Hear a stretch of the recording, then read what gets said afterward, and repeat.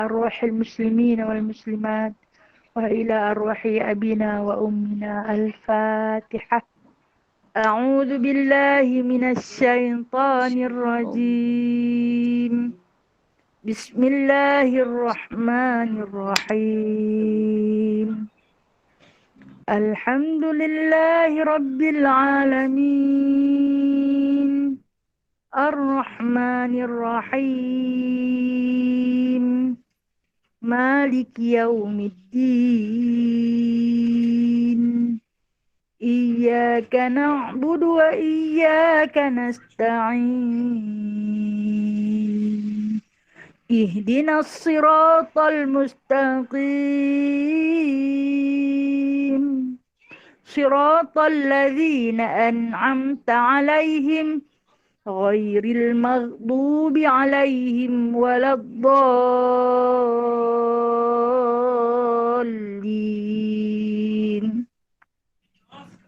Amin. Kita baca surah Al-Kahf ayat 1 hingga 10. A'udzu billahi minasy syaithanir rajim.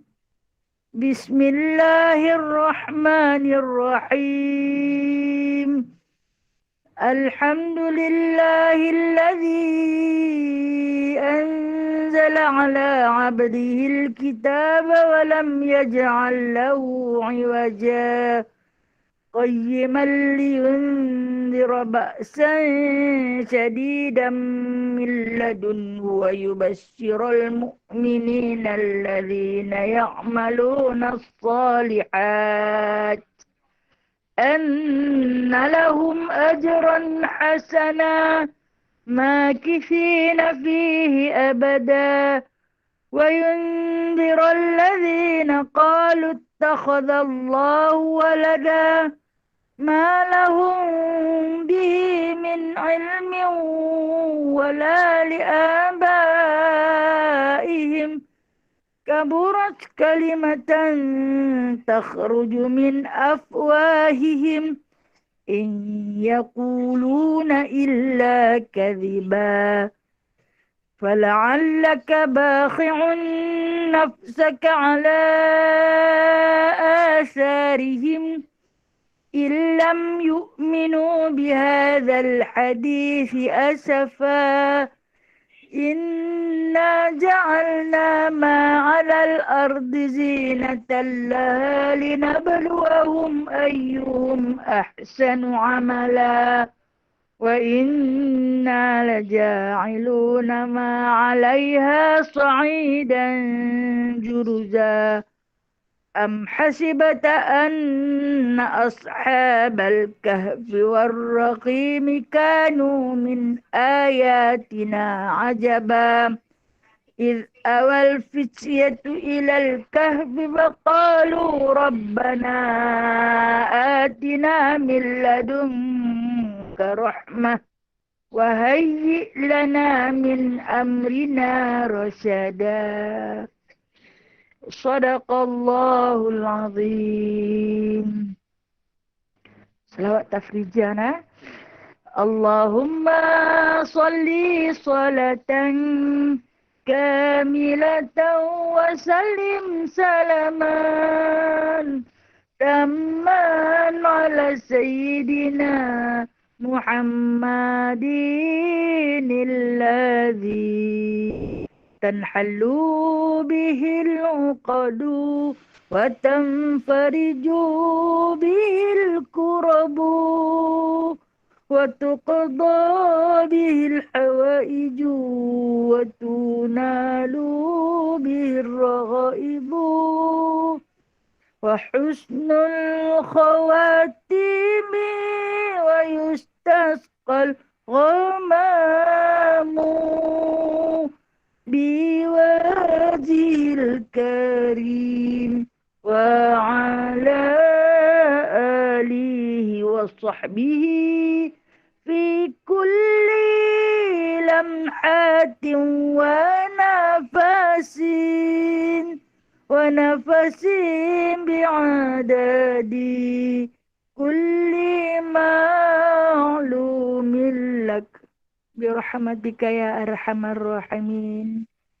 بسم الله الرحمن الرحيم. رب اشرح لي صدري ويسر لي أمري واحلل عقدة من لساني يفقه قولي. اللهم صل على سيدنا محمد وعلى آل سيدنا محمد كما صليت على سيدنا إبراهيم وعلى آل سيدنا إبراهيم وبارك على سيدنا محمد وعلى آل سيدنا محمد كما باركت على سيدنا إبراهيم وعلى آل سيدنا إبراهيم في العالمين إنك حميد مجيد. سبحانك لا علم لنا إلا ما علمتنا إنك أنت العليم الحكيم إنك أنت السميع العليم إنك أنت التواب الرحيم. Amma ba'du fa ya ibadallah. Sekalian sahabat-sahabat yang dirahmati Allah. Alhamdulillah. Kita bangkit dengan penuh kesyukuran pada Allah. Kita mulakan hari kita yang baru atas hasil daripada kurniaan Allah, anugerah Allah kepada kita. Kita bangun menjadi seorang Muslim. Seterusnya kita beriman dan kita berihsan serta terus dengan amalan, insya-Allah. Terima kasih ya Allah atas kurniaan nikmat yang amat besar ini. Dan alhamdulillah kita akan sambung pengajian kita melalui ilmu hadis. Insya-Allah kita akan masuk kepada hadis yang ke-17 melalui hadis Arba'in ataupun matan Arba'in yang disusun oleh Imam An-Nawawi rahimahullahu taala dengan susunan yang begitu indah. Kalau kita belajar hadis daripada awal itu, innamal a'malu binniyat. Dia kata itu satu per tiga daripada agama. Innamal a'malu binniyat. Kemudian kita masuk hadis tentang rukun iman, rukun Islam. Itu juga satu per tiga daripada beragama. Kemudian minggu yang selepas tu kita belajar tentang halal dan haram. Itu juga adalah satu per tiga daripada Al-Quran. Daripada keimanan dan keislaman. Dan hari ini kita akan belajar satu lagi hadis yang begitu pendek. Tetapi ianya bukan satu per tiga. Ianya menyeluruh. Menyeluruh di dalam beragama. Hadis ni iaitu satu hadis yang diriwayatkan daripada Abi Ruqayyah. A'udzubillahi minasyaitonirrajim. Hadis yang ke-7 yang bertajuk Islam Agama Nasihat. An Abi Ruqayyah Tamim bin Ausin Ad-Dari radhiyallahu anhu anna Nabiyya sallallahu alaihi wasallam qala ad-dinu nasihah. Qulna liman? Qala lillah ataupun Allah, boleh wali kitabihi wali rasulihi wali a'immatil muslimin wa ammatihim. Rawahu Muslim. Hadis ini hadis yang diriwayatkan daripada Imam Muslim. Artinya maksud hadis daripada Abi Ruqayyah iaitu Tamim bin Aus Ad-Dari radhiyallahu anhu bahawasanya Nabi SAW telah bersabda, agama itu nasihat. Kami bertanya, untuk siapa? Baginda menjawab, untuk Allah, kitab-kitabnya, rasul-rasulnya, dan untuk pemimpin-pemimpin kaum muslimin dan seluruh pengikut-pengikutnya. Hadis diriwayatkan oleh Muslim. Okey, baik, di bawah tu ada nota ada nota setiap yang disebut. Okey, kita tengok dulu tentang hadis ni. Keadaan matan hadis ni cukup pendek. Dia nak Ahmad kata agama itu satu nasihat. Siapa yang bawa hadis ni? Iaitu Abi Ruqayyah. Abi Ruqayyah ini adalah siapa? Tamim bin Aus Ad-Dari. Abi Ruqayyah tu bukan nama dia. Dia tu bapa kepada Ruqayyah. Anak perempuan dia nama Ruqayyah. Jadi dia digelar sebagai Abi Ruqayyah. Nama dia ialah Tamim bin Aus Ad-Dari. Okey. Tamim bin Aus Ad-Dari ini dia adalah orang Palestin. Kata dia daripada semenanjung Syria. Dia di antara sahabat Nabi SAW yang datang agak terlewat. berjumpa dengan Nabi, membai'ah Nabi dan memeluk Islam. Dia datang pada tahun ke-9 Hijrah di Madinah. Lambat kan? Lambat. Lambat. Sebab baginda SAW tahun ke-10 pergi buat haji wada', tahun ke-11 baginda wafat. Jadi kalau nak hitung betul-betul dia hanya sempat 2 tahun saja duduk dengan baginda Nabi SAW. Namun Allah Ta'ala telah menganugerahkan kepada beliau kecerdikan. Kecerdikan dia di antara sahabat walaupun duduk hanya sekejap dengan Rasulullah tapi dapat menghafaz Al-Quran.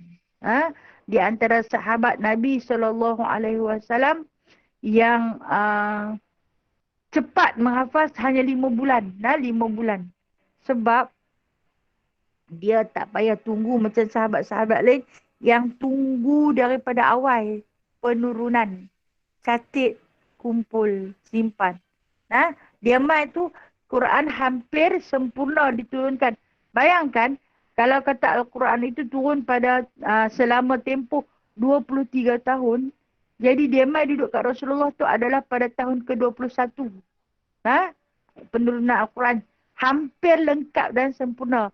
Jadi dia di antara sahabat yang cepat dapat menghafaz Al-Quran kerana Quran itu hampir sempurna. Dalam masa 5 bulan, lengkap hafazan dia. Dan yang mana ketika sebelum dia memeluk Islam, dia adalah seorang yang beragama Yahudi. Kemudian Tamim bin Aus Ad-Dari ini di antara sahabat yang selalu bila Nabi bagi tahu kepada hukum-hukum kepada sahabat-sahabat, Nabi nanti kata, kalau tak faham, tanya Tamim bin Aus. Kalau kata tak berapa jelas, tanyalah masalah kepada Tamim bin Aus. Kerana beliau ibarat macam satu perpustakaan. Hantanya bab ni, hantanya bab ni, hantanya bab ni. Semuanya dia akan boleh berbicara dengan begitu lancar. Dan fasih lidahnya. Dia di antara orang Arab yang mana Allah Ta'ala anugerahkan kefasihan pada lidah. Ada orang Arab yang tak fasih dia tak boleh sebut jin. Maujud, dia panggil maugud. Ada di antara, bukan kata taklah semua, tapi kebanyakan. Mereka kalau dot, mereka sebut ja. Wala jalin atau wala golin. Itu kita ingat lidah Arab. Tak makan belacan. Tak juga kan. Itu di antara anugerah. Ada yang Allah Ta'ala anugerahkan lidah yang tidak fasih. Okey. Yang mana Tamim Ad-Dari ini adalah di antara sahabat Nabi SAW yang paling pakar di dalam dua ilmu.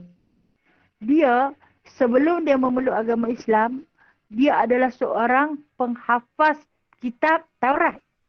Dia Yahudi dia penghafaz kitab Taurat. Jadi apa juga permasalahan. Tapi yang untungnya kitab Taurat yang asal lah. Yang asal. Keuntungannya dia, apa juga yang dia dapat daripada kitab Taurat, dia akan tengok dalam pada kitab Al-Quran. Ternyata, dia kata Al-Quran lebih sempurna. Sebab di dalam kitab Taurat ada yang tak cukup lagi. Dalam Al-Quran ada keseluruhannya. Jadi dengan sebab tu Rasulullah akan rujuk dia, tanya, apa pandangan kamu melalui apa yang termaktub dalam kitab Taurat tentang hukum-hukum ni. Dia nanti baca. Itu kehebatan yang ada kepada sahabat Rasulullah yang seorang ni. Lepas mana Rasulullah wafat, dia tak duduklah di Madinah sebab dia pun pendatang. Dia kembali ke Palestin. Okey. Sikit lagi kisah dia. Sebab saat lagi saya takut kita tak kenal dia siapa. Abi Ruqayyah Tamim bin Aus Ad-Dari ini, dia adalah di antara sahabat Rasulullah SAW walaupun kedatangannya lewat, tetapi Allah Ta'ala bagi anugerah kepada dia boleh melihat Dajjal. Pernah melihat Dajjal. Dia di antara sahabat yang pernah tengok Dajjal. Kita panggil Dajjal lah. Dajjal. Okay. Yang mana saya ingat yang ni hadis paling masyhur. Ya, sahabat ukhuwah kita ramai yang dah pernah dengar nah. Hadis yang diriwayatkan oleh Imam Muslim, hadis tu agak panjang.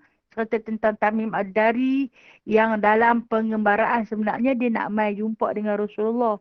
Nah, dia berlayak di lautan bersama dengan termasuk diri dia 30 orang sahabat. Depa 30 orang berlayar di lautan. Sebenarnya dia nak pergi ke Madinah melalui jalan laut. Jadi dalam perjalanan tu, dia naik satu kapal besar lah. Diuji oleh Allah Ta'ala dengan gelombang yang mengganas.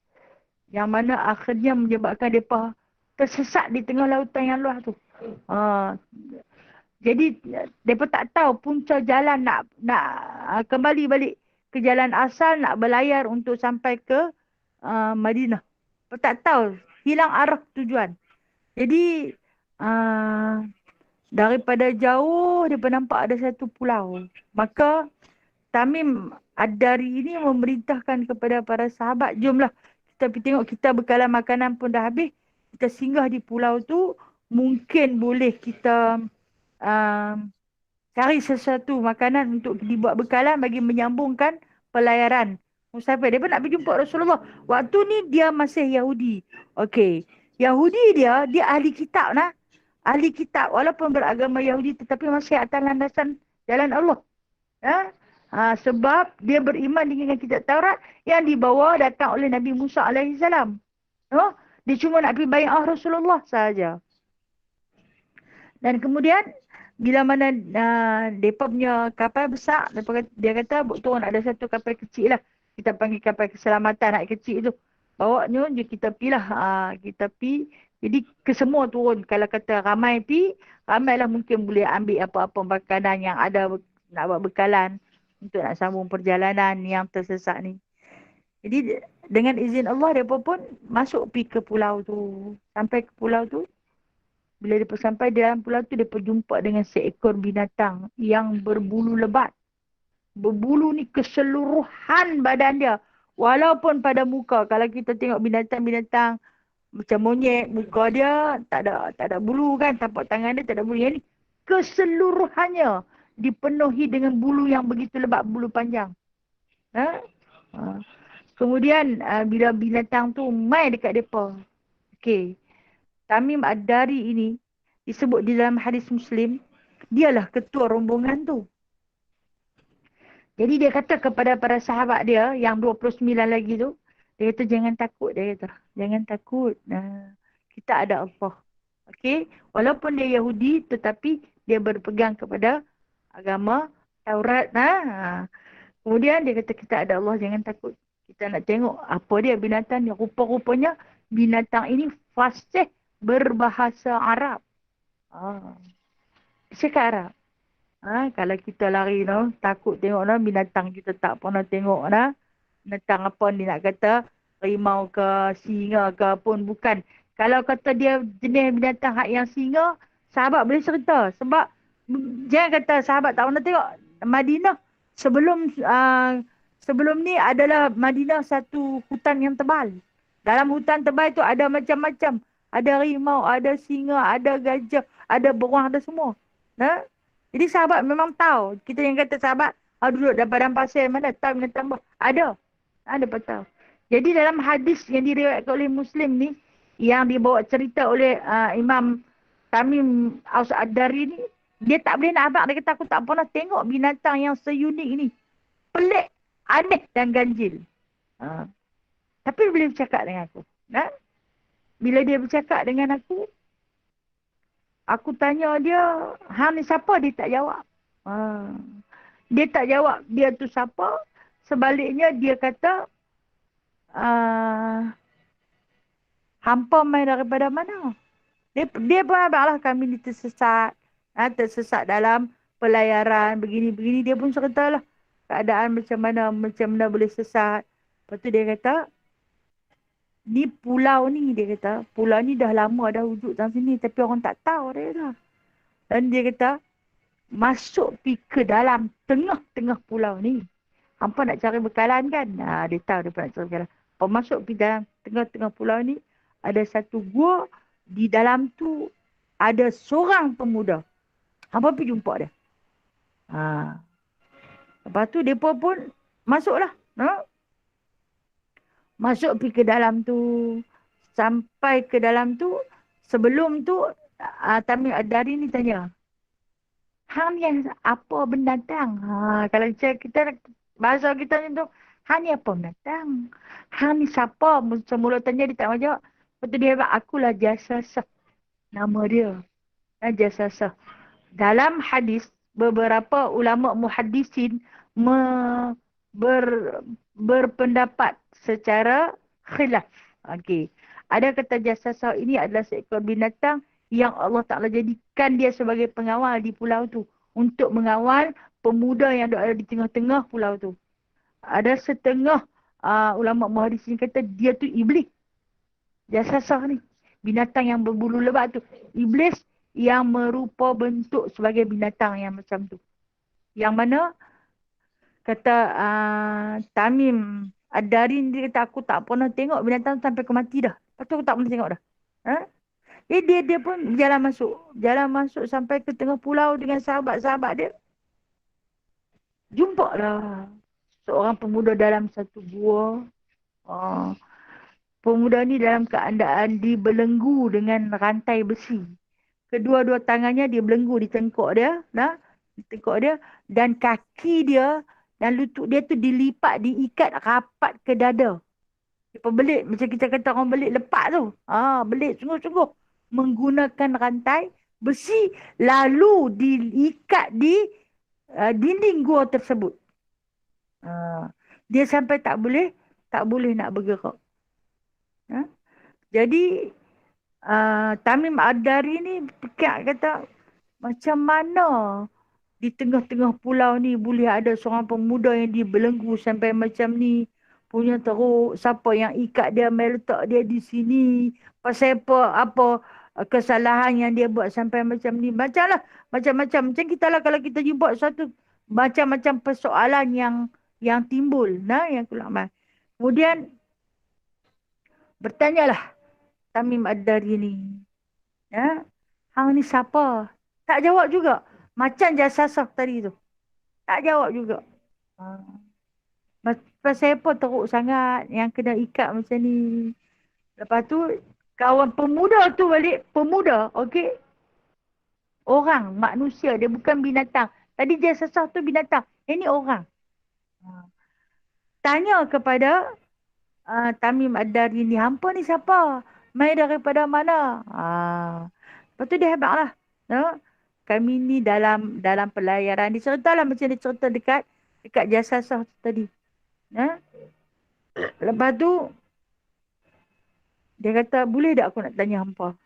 Boleh tak aku nak tanya hampa? Tanya apa dia kata? Adalah 4 soalan aku nak tanya. Kalau hampa boleh jawab 4 soalan ni, aku akan cerita siapa aku. Tu yang mana dia kata, soalan pertama dia kata dia nak tanya. Tasik Tabari tu, ayat dia banyak tak lagi? Tasik Tabari. Tasik Tabari tu ada yang panggil, dalam bahasa sains dia panggil Tasik Galili. Tasik Galili. Dia berada di Israel ataupun Tel Aviv. Saya pergi Palestin pada tahun 2017. Ingat salah seorang daripada jemaah dia haji kami sempat berlayar di atas Tasik Tabari dengan izin Allah di Tel Aviv. Dia adalah milik Israel. Dia ambil pengairan mereka yang paling banyak dipergunakan melalui Tasik Tabari tu. Jadi pemuda yang duduk di tengah pulau terpencil tu boleh tahu cerita Tasik Tabari. Tanya, Tasik Tabari tu ayat banyak lagi. Banyak dia kata. Kata Tamim Ad-Dari ni banyak melimpah ruah. Ayat tengah banyak. Tapi hari ni dia dah mengering hari ni Tasik tu dah kering. Apa jawab pemuda tu tadi? Dia kata, satu hari nanti Tasik itu akan mengering. Dan aku akan keluar. Hari ni apa tak payah susah-susah nak lepas aku. Aku akan keluar. Dia kata, tunggu Tasik tu kering. Dan rantai yang membelenggu aku ini akan terbuka dengan sendirinya. Hari ini rantai tu siapa pun tak boleh buka. Ha? Tapi bila keringnya tasik Tabari tu, rantai ni sendiri akan relai. Akan terbuka daripada aku. Ha? Kemudian soalan yang kedua ditanya tentang ladang Baisan. Okey, kami sempat melintasi dalam perjalanan ke Tel Aviv tu sempat melintasi ladang Baisan. Ha? Ladang Baisan ni pada zaman Rasulullah dulu dipanggil sebagai ladang kurma yang paling banyak menghasilkan buah yang terbaik. Memang bumi Palestin ni Allah Ta'ala anugerahkan dengan kesuburan tanah dia. No? Dia apabila menghasilkan buah, buah dia nanti besar, banyak jus, sedap dan sebagainya. Nah? Dan di antara ladang yang paling masyhur ketika itu adalah ladang Baisan. Tanah dia subur. Allah Ta'ala bagi. Tanya lelaki yang dibelenggu rantai tu, dia kata ladang Baisan tu buah dia masih berbuah. Dia kata masih banyak. Bukan sekadar kurma, bahkan anggurnya. Tapi hari ini, ladang tu dah tak berbuah. Pokok dah mati. Tumbuh-tumbuhan dah tak tumbuh. Ini bukan hadis tipu ni. Ini hadis riwayat Imam Muslim. Hadis ini hadis sahih dah. Kemudian, dia kata, aku tunggu tanah di ladang Baisan itu menjadi gersang, maka rantai yang membelenggu aku ini akan terlepas dengan sendirinya. Dia pun jadi pelik. Macam mana dia ni punya cakap ni. Dia punya duduk lama di sini. Dia boleh tahu macam ni selok-belok. Kemudian soalan yang ketiga dia tanya. Mata air Zughar. Dalam hadis ni disebut mata air Zughar. Adakah mata air Zughar itu masih banyak? Bahkan, ya. Dalam hadis tu kata, jawab Tamim Adari yang mewakili sahabat-sahabat dia kata, ya. Mata air Zughar masih lagi melimpah ruah. Menghasilkan garam yang begitu banyak. Maka, para pengkaji saintis bijak pandai cari yang mana satu mata air Zughar. Cari. Akhirnya dia bertanya kepada penduduk-penduduk lama yang tua di kampung tu. Yang mana satu mata air Zughar ni. Zaman lah ni orang cari, Zaman moden lah, bukan zaman lain. Dan mereka temui mata air Zughar itu adalah laut mati. Laut mati. Laut mati yang pernah kita baca dalam Al-Quran yang merakamkan kisah kaum Nabi Allah Lut yang mana Allah Ta'ala kalihkan mereka. Kalihkan bumi turun ke bawah. Kemudian air naik ke atas. Kita panggil laut laut mati. Dia bukan laut, dia sebenarnya tasik sebab dia tak beralun pun. Okey. Ini di antara tempat yang dilaknati Allah. Kalau kita kita tak usah teruja lah nak pergi randuk, nak pergi mandi ayak di situ. Nak ambil batu dia, nak ambil garam dia bawa balik. Sebab bumi yang dilaknati Allah ini, makruh kita simpan apa-apa kenangan pun daripada dia. Contoh dia nak ambil garam dia. Di situ mereka nanti jual lah. Macam garam-garam untuk sapu di kulit dan sebagainya. Kita tak payah teruja nak beli semua tu. Cantik dah Allah Ta'ala buat. Tak payah ambil apa-apa kenangan di situ. Kalau sekadar nak bergambar, nak tengok laut mati tu tak salah. Tapi apa-apa bentuk yang kita nak beli, kita nak bawa balik, tak payah ambil di situ. Saya ingat 2 kali saya sempat ke situ. Saya menasihati sahabat-sahabat yang ikut saya, jangan ambil walaupun sebutir garam di situ. Jangan ambil bawa balik, sebab dia di antara bumi yang dilaknati Allah. Okey, apa berlaku kepada laut mati? Dia sebenarnya semakin mengering. Tahun terakhir saya pergi tahun 2019 baru ni memang nampak sangat. Dah makin ke tengah dah dia mengering. Mata air Zughar. Dan kata lagi pemuda tu, aku tunggu sampai mata air Zughar tu kering. Aku nak keluar. Dan soalan yang terakhir, dia kata soalan yang keempat. Kalau hampa boleh jawab, aku akan kenalkan siapa dia rekod ke hampa. Soalan yang keempat, pemuda tu tanya, diutuskan tak lagi seorang lelaki yang bernama Ahmad atau Muhammad yang mana dia membawa satu ajaran, iaitu ajaran Tauhid menunggalkan, mengesahkan Allah Subhanahu wa taala dan mengaku dia sebagai utusan. Ya, kata Tamim Ad-Dari, dia telah diutuskan. Dan kami sebenarnya seramai 30 orang dalam rombongan ini adalah dalam perjalanan nak bertemu dia, nak bai'ah dia menjadi Rasul dan seterusnya, mengiktirafkan bahawasanya agama Allah itu adalah agama Islam. Kami nak pergi jumpa dia. Ya ke, dia kata. Kalau macam tu dekat-dekat dah aku nak keluar. Sebab antara 4 soalan yang ditanya, 1 dah pun terbukti, telah pun berlaku. Hampa tahu dah aku ni siapa? Hampa kata tak tahulah siapa. Akulah Dajjal. Pemuda itu ialah Dajjal. Rupa-rupanya, ni kita kata sejarah hadis ini berlaku 1500 tahun yang lalu. Dajjal dah lahir sebenarnya, no? Dajjal dah lahir. Kalau hari ni yang duk hantar mai kat kita gambar baby yang baru lahir, yang biji mata satu di tengah, jangan kata yang tu Dajjal baru beranak. Dah. Dajjal dah lahir 1500 tahun yang lalu. Dia dah pun lahir, dia dah pun menjadi seorang pemuda. Nah, ada mengatakan dia lahir zaman Nabi Allah Isa alaihi salam. Dia dibelenggu di situ kerana terlampau jahat. Panjang cerita, kalau saya nak cerita panjang cerita. Apa sebab, insyaAllah saya akan cerita juga satu hari. Nah, apa sebab dia dibelenggu, diletakkan di pulau tu, kenapa dan mengapa. Dan ketika 1500 tahun yang lalu dia dah jadi seorang pemuda, bermakna hari ini umur dia berapa? Hari ini umur dia berapa? Dan dia di antara makhluk yang Allah Ta'ala bagi pemuda remaja ini minal munzarin. Kalau disebut dalam Al-Quran ni, minal munzarin ni yang tak tua-tua dan tak mati-mati. Allah. Kan Allah itu kaya. Dia boleh buat apa dia suka. Fa'alul lima yurid. Apabila kita tengok macam sejarah Nabi Allah Isa kan, tak tua terus. Umur 33 diangkat oleh Allah Subhanahu Wa Taala. Dan dia akan diturunkan pada usia 33. Dan Nabi Isa alaihi salam lah yang akan membunuh pemuda tersebut. Yang mana pemuda ini akan keluar apabila ketiga-tiga daripada persoalan yang dia tanya 4 tu, 3 ni jadi nyata. Dan hari ini, persoalan yang ditanya oleh pemuda Dajjal ini kepada Tamim Ad-Dari 1500 tahun sedang berlaku. Ladang Baisan dah tak berbuah. Ladang Baisan dah tak berbuah.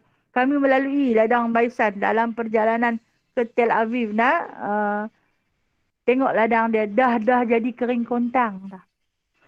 Takut rasa bila tengok fitnah Dajjal dia nak keluar ni. Macam mana kedudukan aku, ya Allah. Takut kita takut. Itu kata kita hari ni dalam dunia fitnah dengan para ulama pun bertengkar sesama sendiri.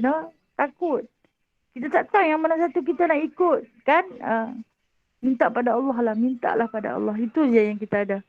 Kemudian, dan di antara keempat-empat ni semuanya berada di bumi Palestin.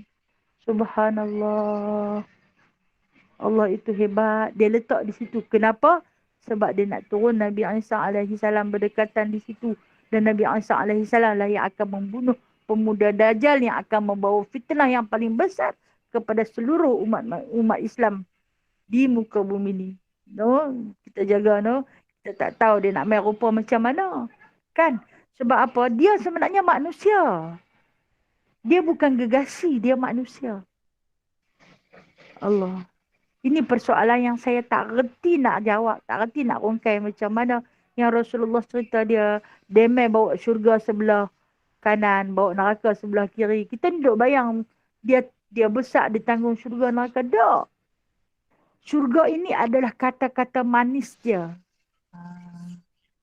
Yang mudah kita tepuk hati, terikut dengan dia. Dan neraka itu adalah fitnah dia. Kita jangan ikut syurga dan juga neraka dia. Jangan ikut. Macam mana, ya Allah. Dan kata Rasulullah apabila sahabat risau dengar Rasulullah cerita Dajjal nak keluar ni.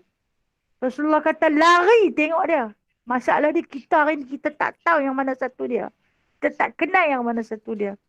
Entah dia dah ada di kalangan kita. Pun kita tak tahu. Allah Ta'ala bagi anugerah kepada Masih Dajjal ini, dia boleh berbahasa dalam apa bahasa juga. Ha?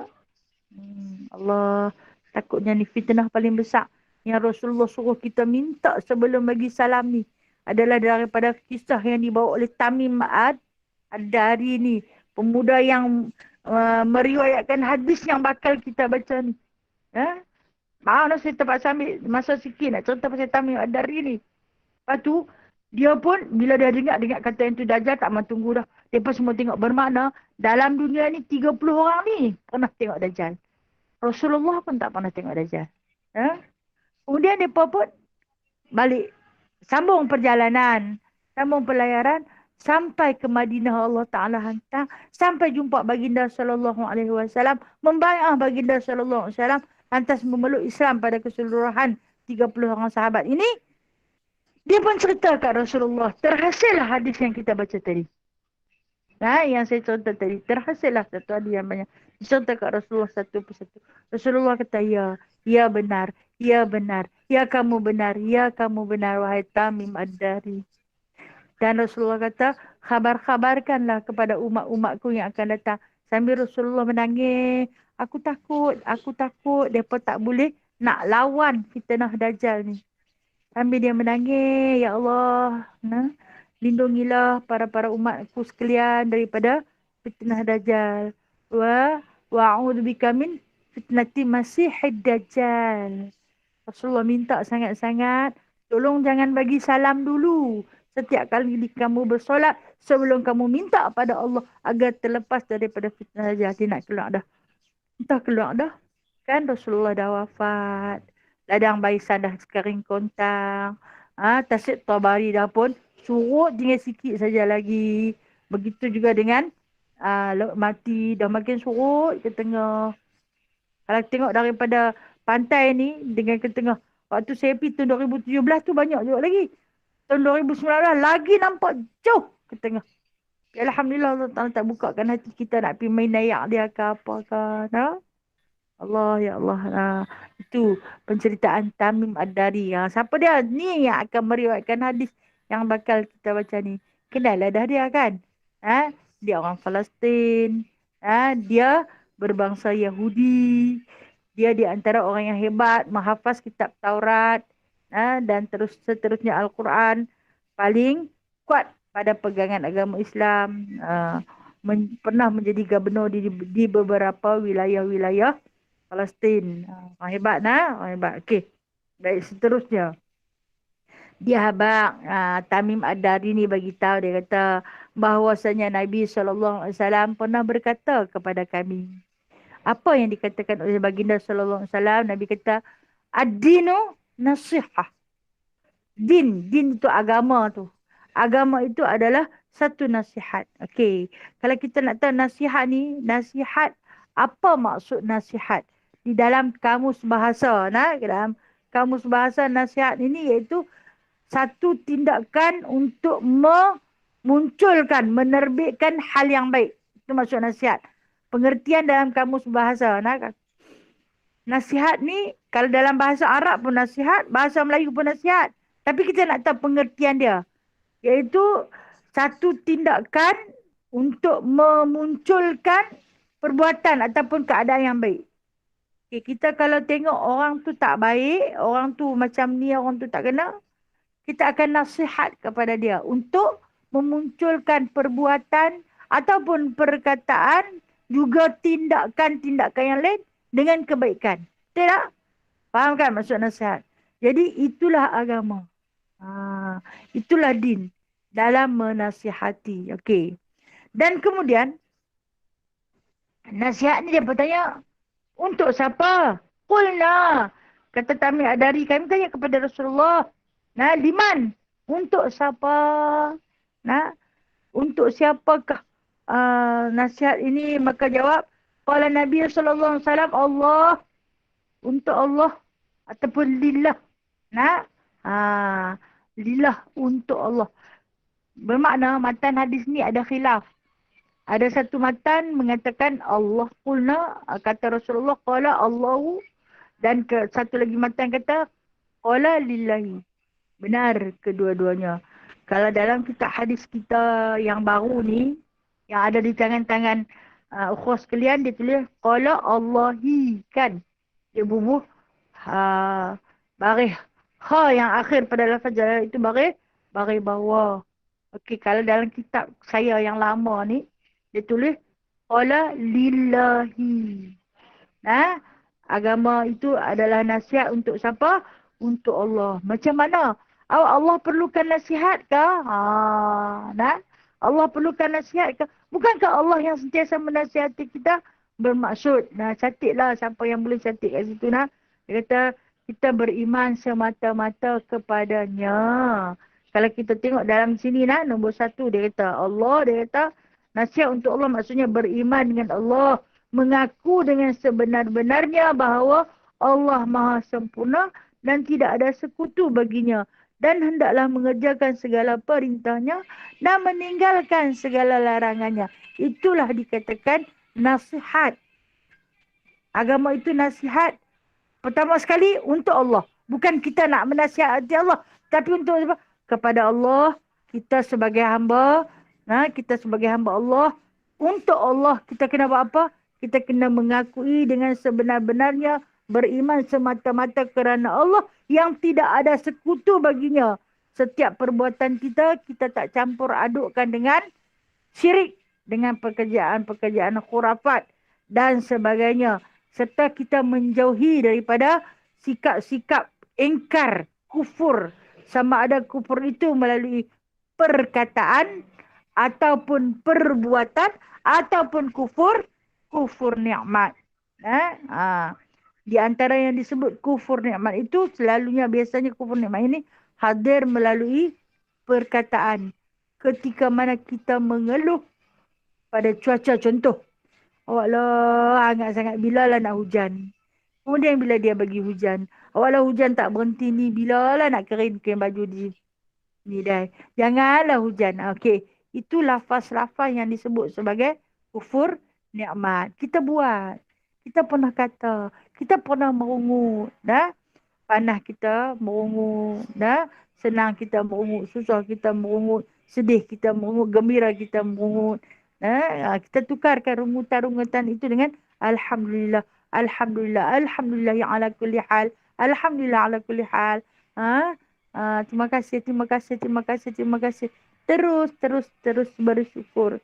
Okey, itu yang dikatakan adinun nasihat. Untuk siapa? Untuk Allah. Mengagungkan kebesaran Allah Subhanahu Wa Taala dengan sifat Allah yang penuh dengan segala kesempurnaan. Mensucikan yang kita sebut Subhanallah, Subhanallah. Mensucikan Allah itu daripada sifat-sifat kekurangan. Jadi kita menyempurnakan Allah serta kita mentaati segala perintah yang telah pun Allah Ta'ala fardukan kepada kita. Kita meninggalkan segala larangan yang telah pun ditegak oleh Allah Subhanahu Wa Ta'ala. Itu maksud nasihat untuk Allah. Bukan kita pergi nasihat Allah, bukan. Untuk diri kita balik sebenarnya.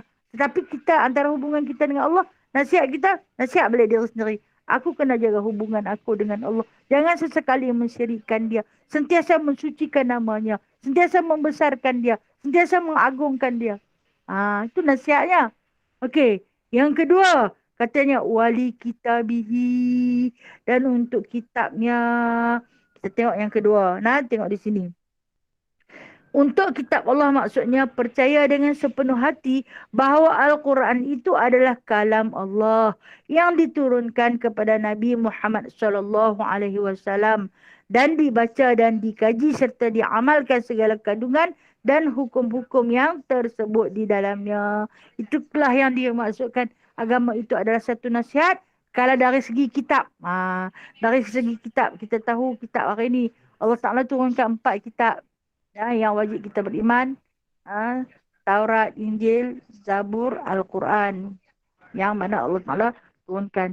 Kita mungkin tak berpeluang mempelajari Taurat, Injil dan juga Zabur. Kita tak berpeluang kerana sesungguhnya kita makhluk lemah, akal pun kurang, mengaji pun tak banyak. Dan dibimbangi dengan kebodohan kita, kita mencampur adukkan isi kandungan yang kita tak faham. Al-Quran pun kita tak faham semua, no? Duk tak duduk nak pergi mengaji Taurat. Nah, duk tak duduk pergi mengaji Injil. Al-Quran pun kita tak tahu. Bahkan kita tak boleh nak terokai pada keseluruhannya. Punya banyak ilmu dalam dia. Terlalu banyak. Nah, kita ni baru duduk main di tepi gigi ayak ya. Bukan kita masuk lagi, tak masuk lagi. Dalam lautan ilmu Al-Quran yang begitu luas, kita tak masuk, kita baru duduk main di gigi ayak. Itulah kita. Nah, nampak ombak deras sikit, lari untuk belakang. Nampak rasa susah sikit, berhenti tak usah mengaji dah. Begitulah. Nah, itu perumpamaan kita dengan kitab-kitab Allah. Dan kitab Al-Quran ini yang mana dia dijadikan nasihat, kita kena yakin betul-betul bahawasanya Al-Quran itu memang daripada kalam Allah. Bukan diciptakan oleh Muhammad sallallahu alaihi wasallam. Rasulullah tak boleh cipta kalam tu. Sebab Rasulullah tak boleh baca, Rasulullah tak boleh tulis. Baginda Umi. Kita kena berpegang sungguh-sungguh. Nah, yakinlah segala apa yang berlaku hari ini kita ada Al-Quran sebagai panduan. Kita kembali kepada Al-Quran. Segala ibadah yang kita buat hari ini semua adalah berpandukan daripada Al-Quran. Hang belajar semayang di mana? Aku belajar dekat kawan tu, aku belajar dekat kawan ni, aku belajar. Okey, mungkin kita lihat. Tanya kawan-kawan yang terkajak tu kat kita. Dia ambil berpunca, bersumberkan daripada Al-Quran. Maka jikalau tidak disumberkan daripada Al-Quran, maka takkan berlaku ibadah-ibadah puasa, sembahyang, zakat, haji dan sebagainya. Semuanya bersumberkan daripada Al-Quran dan dihuraikan melalui kitab Al-Hadis. Kena yakin sungguh-sungguh. Itu yang dikatakan nasihat. Untuk kitabnya. Dan kemudian kata baginda sallallahu alaihi wasallam untuk siapa lagi? Wali rasulihi. Dan untuk rasul-rasulnya. Rasulnya ni kita letakkan tengok nombor 3 di bawah. Untuk rasulnya maksudnya bahawa Nabi Muhammad sallallahu alaihi wasallam itu pesuruh Allah dan hendaklah percaya dan mengikut segala perintahnya serta menyebarkannya kepada orang lain. Percaya sungguh-sungguh bahwasanya baginda sallallahu alaihi wasallam adalah utusan daripada Allah. Dia bukan lantik diri dia sendiri, tetapi dia memang Allah Ta'ala bai'ah dia. Allah Ta'ala melantik dia. Nah, sehingga kan satu keistimewaan, kemuliaan yang paling terbesar yang Allah Ta'ala berikan kepada beliau, yakni beliau dapat satu keistimewaan melihat zat Allah Subhanahu wa Ta'ala. Yakin. Dia nak Isra' Mi'raj. Kita yakin betul. Dia pergi Isra' Mi'raj. Diperjalankan dalam satu malam. Daripada bumi Mekah, Masjidil Haram sampai Masjidil Aqsa yang orang nak berjalan kaki sebulan baru sampai. Dia sekerat malam dah sampai. Naik pula daripada langit pertama terus ke Sidratul Muntaha. Lantas dengan izin Allah dapat melihat zat Allah Subhanahu Wa Taala. Yakin dan percaya. Segala hadis-hadis sahih, apa yang diberitahu, yakin insya-Allah. Insya-Allah kami yakin. Kita belajar cara nak kenal Rasulullah, tu kita yakin lah tu. Kita menangis dekat dia, tu kita yakin. Itu nasihat untuk kita tentang Rasulullah, tentang utusan Allah. Alhamdulillah. Mudah-mudahan kita terpimpin. Kita terpimpin dengan ilmu Allah. Dan yang terakhir kata Rasulullah, untuk siapa lagi agama itu? Wali a'immatil muslimina wa ammatihim. Adalah untuk pemimpin-pemimpin dan kaum muslimin. Apa maksud dia? Tengok di bawah nombor 4. Ialah menolong mereka atas perkara yang benar dan taat setia kepada pemerintahannya yang adil, dan hendaklah menasihatkan mereka itu supaya tidak terlalai dalam menjalankan pemerintahannya mengikut hukum-hukum Allah. Sekiranya mereka itu berlaku zalim, hendaklah nasihatkan mereka dengan cara yang baik. Ini untuk pemimpin, untuk pemimpin orang muslimin, pemerintah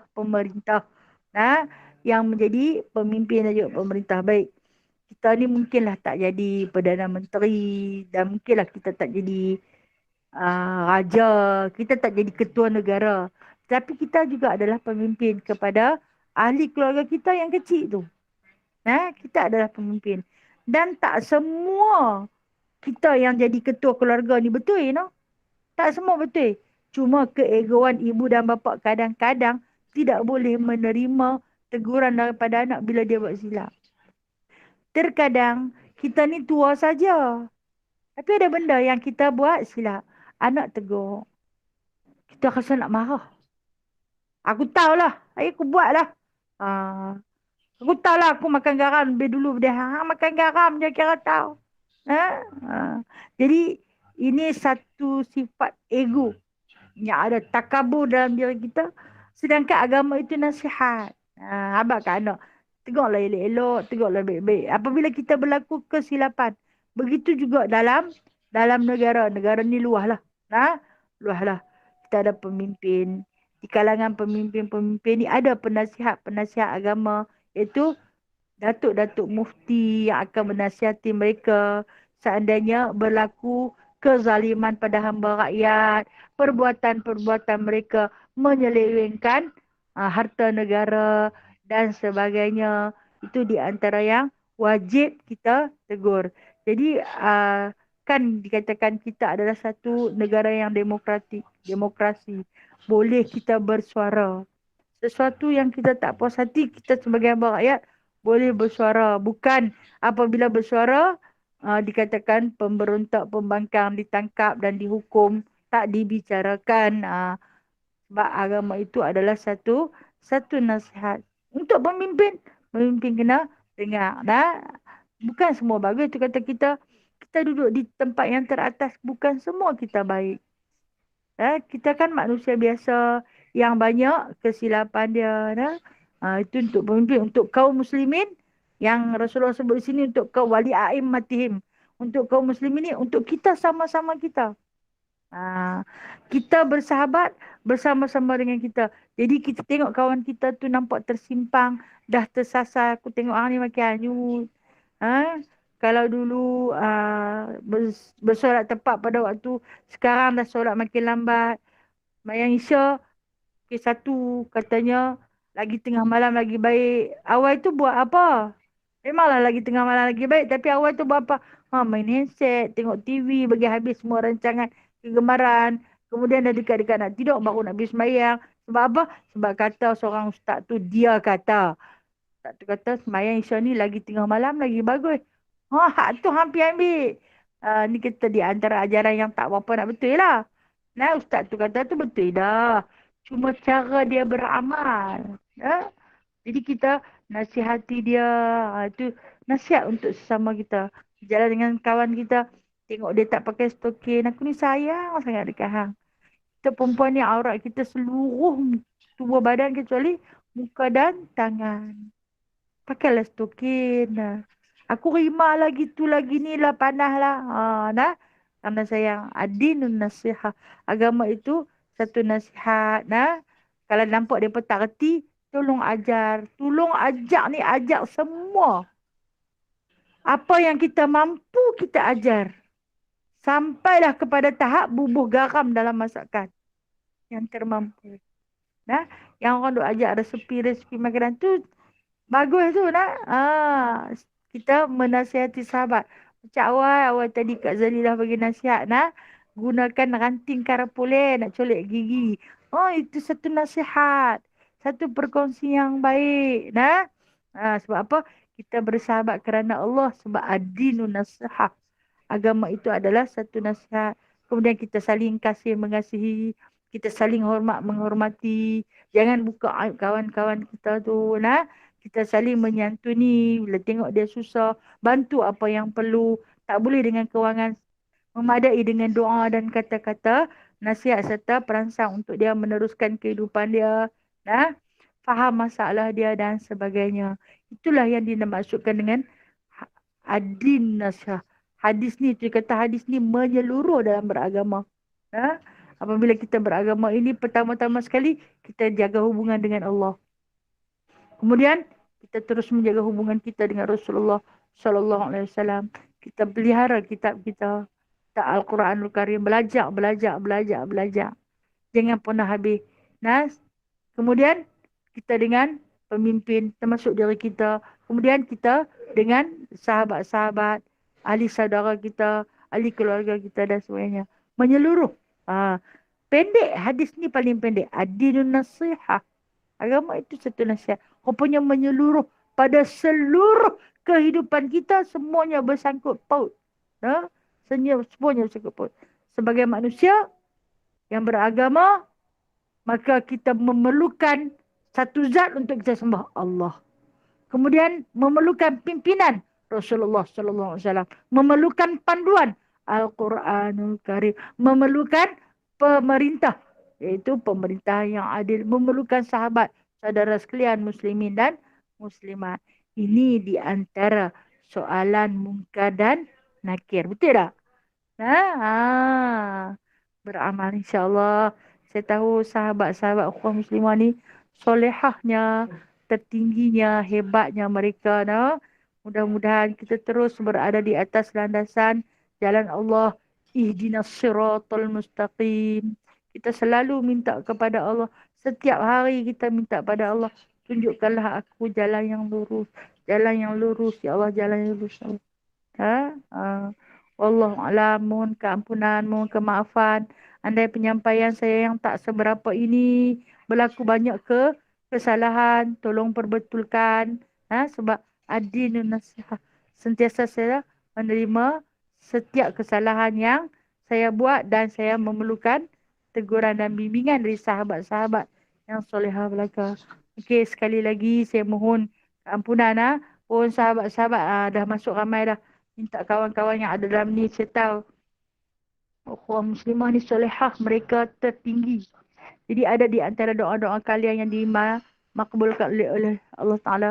Minta doa kepada ustaz kita, Ustaz Farizal, agar disembuhkan daripada sakit COVID ni.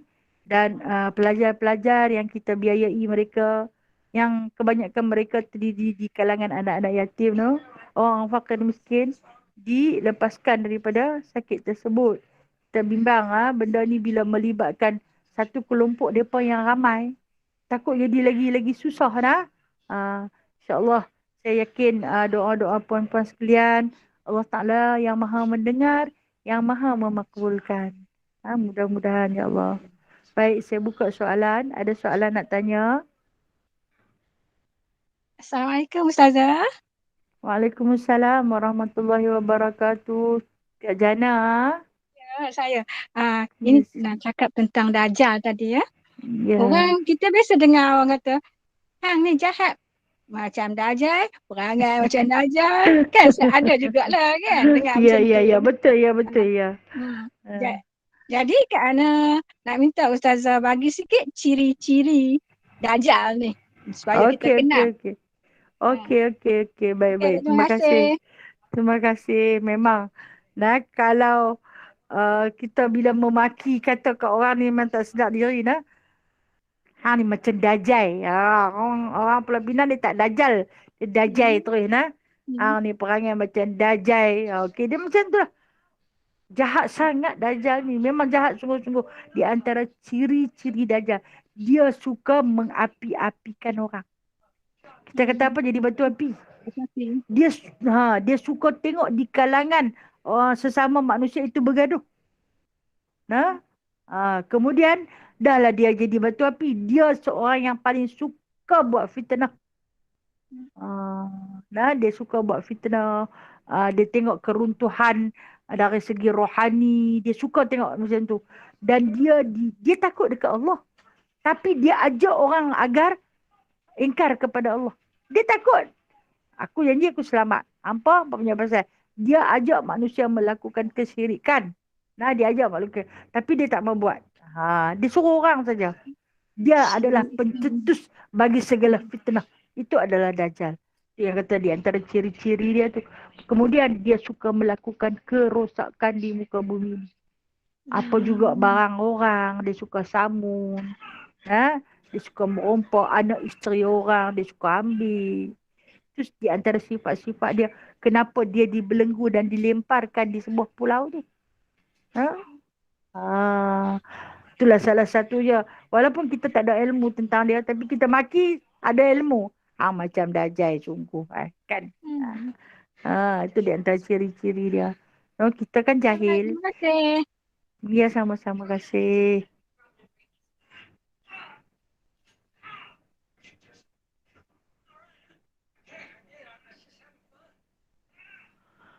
Okey, ada lagi soalan?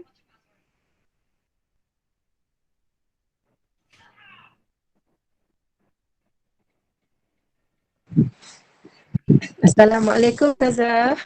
Saya Kak Zalila. Waalaikumsalam warahmatullahi wabarakatuh. Nak Silakan tanya Kak mengenai Zalilah. Siti Ya. ni. Dia asal orang Arab ke, negeri mana ke, ada mak bapak yang baik ke ataupun dia saja yang jahat? Bagaimana tu Ustazah? Dajjal Watak-watak ni dia ya. ada hebat. Ya, Okey, okey, okey. watak-watak dia tu yang Ustazah cerita tersat ni. Kita pun ada dalam diri kita kan. Okey, Itu baik. bagaimana Ustazah? Dia ni, Asal dia orang usul. Arab. Asal dia orang Arab. Nah, diceritakan ini dalam beberapa hadis. Hadis yang banyak cerita tentang dia ni.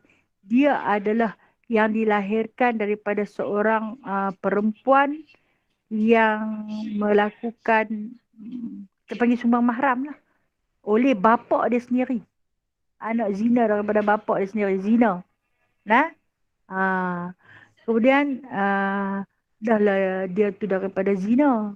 Zina anak dengan bapa. Tu dia menghasilkan dia dan bermakna mak dengan bapa dia tu tak beragama lah. No, tak beragama. Dia adalah Arab.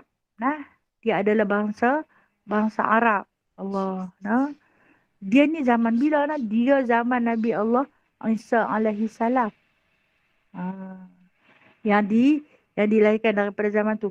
Walaupun tempoh zaman Isa alaihi salam dengan tempoh baginda sallallahu alaihi wasallam, jaraknya kata ulama tarikh tasyrik menyebut 500 tahun jarak di antara Nabi Isa alaihi salam dengan Nabi sallallahu alaihi wasallam 500 tahun. Walaupun Dajjal ini masa yang Tamim Ad-Dari jumpa ni dah jarak 500 tahun tapi dia masih dok jadi pemuda segak tu lah. No? Masih lagi dalam usia 30 tahun, 30-an. Yang ditemui. Cuma matanya yang buta sebelah. Dia bukan ada mata satu di tengah tu, bukan. Yang ada mata satu di tengah itu bukan Dajjal. No? Saya tak tahulah sejauh mana kebenaran gambar yang dia duk viral hantar mai tu nah. Sejauh mana kebenaran. Kadang-kadang manusia lain ni dia pandai edit gambar tu. Tapi kalau anda betul, itu bukan Dajjal. Dajjal dia bukan mata sebiji di tengah. Wallahualam, Kak Zalilah, saya tak boleh nak terperincikan sebab dia akan mengambil masa. Kita akan baca dia satu hari nanti, secara Terima terperinci kasih. insya-Allah. InsyaAllah. Terima kasih Terima kasih, Ustazah. terima kasih. Ya, sama-sama. Assalamualaikum Ustazah. Waalaikumsalam warahmatullahi. Kak Syimah. Ni Ya, apa Kak Syima. yang tadi Ustazah katakan Dajjal tu tinggal di pulau yang kawali oleh haiwan apa nama tadi? Jasasah. Jasasah tu. Jadi Ya. adakah umur jasasah tu juga akan kira sama panjang? Ya, maksud saya suka macam tu lah. Okey, makhluk jasasah ni kan tadi saya habaq. Dia ulama-ulama muhaddisin mentafsirkan dia. Ada kata dia pengawal di situ dan ada kata dia tu iblis. Iblis ni memang umur panjang. Dia iblis. Yang nak menyesatkan seluruh umat. Dia yang jaga Dajjal tu. Itu ada kebenarannya. Jadi kalau kata umur panjang, memang iblis umur panjang. Dia akan binasa bersama-sama di akhirat nanti. Di hari kiamat nanti. Dia Allah Ta'ala bagi sebagai ujian untuk kita. Fitnah tu ujian lah. Terima kasih Ustazah. Ya, baik-baik, sama-sama. Assalamualaikum Ustazah. Waalaikumsalam warahmatullahi wabarakatuh. Ada soalan di message tu kan, dia kata adakah Dajjal tu buat kerja jahat tu seorang-seorang ke ada yang membantu? Tu je. Okey, baik-baik. Kata dia, buat kerja jahat tu seorang-seorang. Dia buat seorang, dia ajak orang ikut dia. Dan benda jahat ni, kita faham, benda jahat ni orang senang ikut. Hak nak buat benda jahat, kita tengok, hak yang sesat, ada dah pengikut? Ada. Kita kata, bodoh sungguh awak dah betul, dah tak betul awak membuat. Yang ikut tu bukan orang bodoh, yang ikut tu orang bijak pandai, orang cerdik. Benda jahat ni, memang ada pengikutnya. Banyak sangat pengikutnya. Yang nak ikut tu ramai. Benda baik ni yang susah. Okey, kita tengok hari ni sudahlah. Waktu COVID-19 tu, masjid tak dibuka. Ni pakat kaya, pakat gaduh bila lah nak buka masjid. Kami nak pergi sembahyang jemaah, sembahyang tak boleh nak rapat. So ni punya salah kata macam-macam. Masjid buka hari ni. Tapi pasal malam yang penuh. Kan? Supermarket yang penuh. Masjid masih sepi dan kosong. Hak sebelum ni, pasal apa? Pasal hampa nak kata dekat orang. Seronok masa kata. Akhirnya bila orang buka jalan kebaikan, hampa tak ikut pun. Dajjal ni, dia bermula dengan seorang. Kemudian dia akan ajak pengikut-pengikut dia punya ramai lah. Itu yang dikatakan oleh baginda SAW. Di antara pengikut-pengikut Dajjal ialah di kalangan pemuzik dan penyanyi. Auzubillah, no? Ada hadis Rasulullah sebut. Di antara pemuzik dan penyanyi. Rasulullah duk agung-agungkan sangat penyanyi. Hak yang duk menari, hak yang duk ber-TikTok, hak yang duk... Auzubillah, nak sebut pun kita malu, Bila dinasihati, mereka marah. Kan banyak para asatizah kita yang menasihati. Mereka marah. Itu sahabat-sahabat Dajjal dah tu. Na'udzubillah min zalik. Terima kasih pada yang bertanya. Terima kasih, Ji. Assalamualaikum Ustazah. Waalaikumsalam. Ya, Kak Ana. Kak Ana ni taklah pandai dalam bab agama. Bolehkah Kak Ana nasihat orang yang macam Kak Ana juga? Itu je Ustazah. Terima kasih. Okey, sama-sama kasih. Ad-dinu nasihah. Agama itu satu nasihat. Bukan kata nanti pandai nak lagi nasihat. Orang tak pandai pun tapi boleh beza antara yang baik dan yang buruk. Kita tahu satu benda tu tak elok, bagi nasihat. Boleh yang kita hang pun tak betul. Tak betul ikut sini kita betul. Kan kita ni adil nasihat. Saling nasihat, menasihati sesama kita. Wali a'immatihim. Kata Rasulullah. Sama-sama kita. Pandai ke tak pandai, itu bukan persoalannya. Kak Ana pandai, insyaAllah. Orang yang belajar tu orang yang pandai. Lama-lama dia cerdik lah. Tapi orang yang tak belajar tu dia lagi pandai. Pasal dia tak belajar dah. Dia dah tamat. Ni boleh menasihati. Tak salah. Islam itu adalah satu agama yang saling menjaga kepentingan, kemaslahatan sama-sama kita. Wallahualam.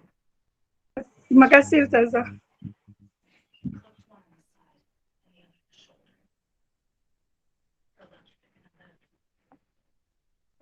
Okey. Tak ada soalan, Nana? Saya mohon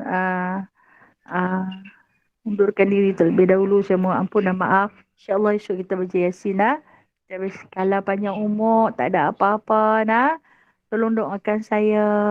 Dan terima kasih semua sudi luangkan sedikit masa yang Allah Ta'ala pinjamkan untuk bersama-sama.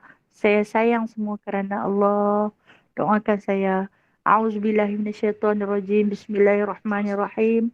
Alhamdulillahirrabbilalamin. Hamdan katsira. Hamdan yuafi ni'amahu wa yukafi'u mazidah. Ya Rabbana lakal hamdu. Kama yanbaghi li jalali wajhikal karim. Wa azimi sultanik. Allahumma ftah alaina فتوح العارفين بحكمتك وانشر علينا رحمتك وذكرنا ما نسينا يا ذا الجلال والإكرام يا مسبب الأسباب يا فاتح الأبواب يا سامع الأصوات يا قاضي الحاجات يا مجيب الدعوات اجعلنا من الناجحين وانصرنا فإنك خير الناصرين وافتح لنا فإنك خير الفاتحين واغفر لنا فإنك خير الغافرين وارحمنا فإنك خير الراحمين وارزقنا فإنك خير الرازقين واهدنا ونجنا من القوم الظالمين وصلى الله على سيدنا محمد والحمد لله رب العالمين. تقبل الله منكم. Terima kasih.